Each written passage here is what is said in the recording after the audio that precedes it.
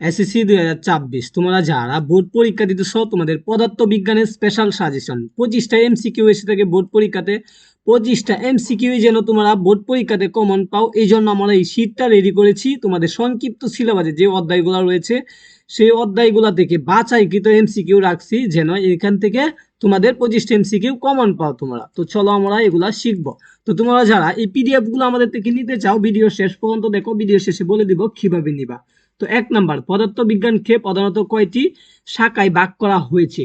পদার্থবিজ্ঞানকে প্রধানত 10টি শাখায় ভাগ করা হয়েছে। মনে রাখবা, পদার্থবিজ্ঞানকে কয়টি শাখায় ভাগ করা হয়েছে? 10টি শাখায়। এরপরে দেখো 2 নাম্বারটা, বলবিদ্যা আবিষ্কার করেন কোন বিজ্ঞানী? বলবিদ্যা আবিষ্কার করেন হলো নিউটন বিজ্ঞানী, ঠিক আছে। এরপরে দেখো 3 নাম্বার, কোন শতাব্দীতে মহাশূন্য অভিযান পরিচালনা করা হয়? 20 শতাব্দীতে, ঠিক আছে। মানুষ চাঁদে পদার্পণ করে কোন শতাব্দীতে? চাঁদে পদার্পণ করে 20 শতাব্দীতে। আবহাওয়া পূর্বাভাস, হ্যাঁ, দানে ভূমিকা রেখেছেন কৃত্রিম উপগ্রহ। এরপরে কে লিভারের নীতি আবিষ্কার করেন? লিভারের নীতি আবিষ্কার করেন আর্কিমিডিয়াস, হ্যাঁ। এরপরে দেখো কোনটি মৌলিক রাশি নয়? কাজ কোনো মৌলিক রাশি নয়, বাকিগুলা মৌলিক রাশি, ঠিক আছে।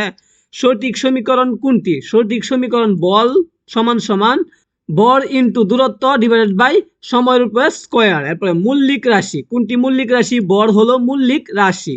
এরপরে দেখো শিক্ষার্থী বন্ধুরা 10 নাম্বারটা, মিটার কিসের একক? দৈর্ঘ্যের একক হলো মিটার। এইগুলো আমরা স্টার মার্ক দিয়ে রাখছি, অত্যন্ত গুরুত্বপূর্ণ দেখে। এরপরে দেখো 11 নম্বর, মিটার স্কেল ব্যবহার করে কোনটি পর্যন্ত সঠিকভাবে মাপা যায়? মিলিমিটার পর্যন্ত সঠিকভাবে মাপা যায়। তারপরে দেখো 12 নম্বর, তোমার বাসার গেট থেকে তোমার স্কুল, হ্যাঁ, তোমার স্কুল 1 কিলোমিটার পূর্ব দিকে, এখানে প্রসঙ্গ কাঠামো কোনটি? প্রসঙ্গ কাঠামো হলো স্কুল। এরপরে দেখো 13 নাম্বার, সময়ের সাথে অবস্থানের পরিবর্তনকে কি বলে? সময়ের সাথে অবস্থানের যে পরিবর্তনটা হয় ভাইয়ারা, এটাকে গতি বলে। কি বলে? গতি বলে। পৃথিবীর গতি কেমন? আপেক্ষিক গতি। পৃথিবীর গতি হলো আপেক্ষিক গতি, মনে রাখবা। এরপর দেখো 5টা স্টার মার্ক দেওয়া এটা। এরপরে দেখো 15 নাম্বার, গতিশীল বস্তুর উদাহরণ নিচের কোনটি? গতিশীল বস্তুর উদাহরণ নিচে হলো চলন্ত গাড়ি, এটা হলো গতিশীল বস্তুর উদাহরণ। বল কোন রাশি? ভেক্টর রাশি। বল কোন রাশি ভাইরা? ভেক্টর রাশি। কোনটি ত্বরণের মাত্রা? কোনটি ত্বরণের মাত্রা? LT - 2 পাওয়ার। এরপরে দেখো 18 নম্বর, বস্তুর নির্দিষ্ট অবস্থা বজায় রাখতে চাওয়ার প্রবণতাকে কি বলে? জড়তা বলে। কি বলে? জড়তা বলে। এরপরে দেখো 19 নাম্বারটা, ভরবেগ নিচের কোনটির সাথে সম্পর্কিত? বলের সাথে সম্পর্কিত। তারপরে ত্বরণ ঋণাত্মক হলে কি হয়? হ্যাঁ, ত্বরণ ঋণাত্মক হলে বেগ হ্রাস পায়। এরপর 21 নাম্বার, নিচের কোন সম্পর্কটি সঠিক? বল সমান সমান ভর ইনটু ত্বরণ। এরপরে দেখো 22 নাম্বার, 25 যে কাজ বলতে কি বোঝায়? 1n into 25m। এরপরে দেখো 23 নাম্বার, বল ও সরণের মধ্যবর্তী কোণ কত হলে কাজ শূন্য হবে? 90 ডিগ্রি হলে। বল ও সরণের মধ্যবর্তী কোণ কত হলে কাজ ঋণাত্মক হবে? 180 ডিগ্রি হলে ঋণাত্মক হবে, আর শূন্য হবে হলো 90 ডিগ্রি হলে। এরপরে কোন বস্তুর কাজ করার সামর্থ্যকে কি বলে? কোন বস্তুর কাজ করার সামর্থ্যকে শক্তি বলে। এরপরে দেখ, শব্দের বেগ কোন মাধ্যমে সবচেয়ে বেশি? এটার উত্তর হবে কঠিন। শব্দের বেগ কঠিনের মাধ্যমে সবচেয়ে বেশি। আচ্ছা, শব্দের বেগ কোন মাধ্যমে সবচেয়ে কম? গ্যাসীয় মাধ্যমে সবচেয়ে কম। এরপর দেখো 28 নাম্বার, সমুদ্রের গভীরতা নির্ণয়ের জন্য কোন যন্ত্রটি ব্যবহৃত হয়? সোনার ব্যবহার হয়ে থাকে। এরপরে দেখো 29 নাম্বার, পানি তরঙ্গের ক্ষেত্রে কম্পনের দিক ও তরঙ্গের দিকের মধ্যবর্তী কোণ কত? মধ্যবর্তী কোণ হলো 90 ডিগ্রি। এরপর দেখো 30 নাম্বার, ঝড় মাধ্যমের কণার আন্দোলনের ফলে যে তরঙ্গের সৃষ্টি হয় তাকে কি তরঙ্গ বলে? যান্ত্রিক তরঙ্গ বলে। তরঙ্গ কয় প্রকার? তরঙ্গ হলো 2 প্রকার। প্রতিফলন কত প্রকার? প্রতিফলনও 2 প্রকার। তারপর 33 নাম্বার,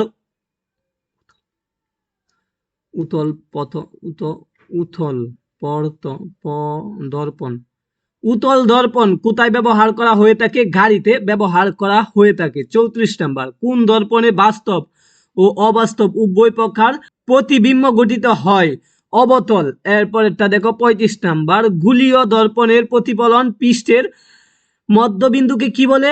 মেরু বলে। এরপরে দেখো 36 নাম্বার, ভোল্ট কিসের একক? ভোল্ট হলো তড়িৎ, হ্যাঁ, বিভব একক। তারপরে দেখো মানব দেহের বহনযোগ্য প্লুটন সংখ্যা কয়টি? হ্যাঁ 10 উপরে 28 স্কয়ার, ঠিক আছে টি। এরপরে দেখো 38 নম্বর, প্রত্যেক পদার্থ যে ক্ষুদ্র ক্ষুদ্র কণা দ্বারা গঠিত তাকে তাদের কি বলে, পরমাণু বলে। এরপরে দেখো 39, যে সব পদার্থের মধ্য দিয়ে তড়িৎ সহজে পরিবাহিত হতে পারে তাদের কি বলে, তাদের বলে হলো পরিবাহী।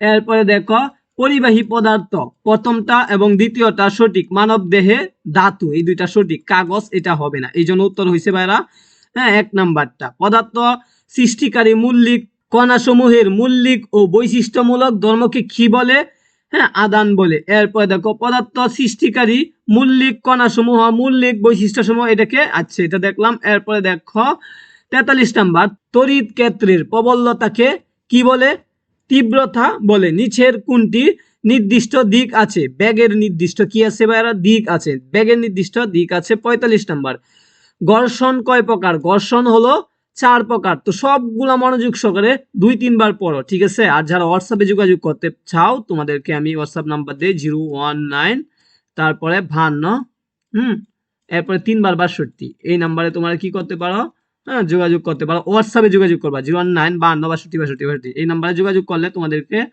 বলে দেবো কিভাবে তোমরা পিডিএফ গুলা নিতে পারবা। সকলকে ধন্যবাদ ভিডিওটি দেখার জন্য। এইভাবে প্রত্যেক পরীক্ষার সাজেশন পাওয়ার জন্য অবশ্যই আমাদের চ্যানেলটা সাবস্ক্রাইব দিয়ে রাখবে।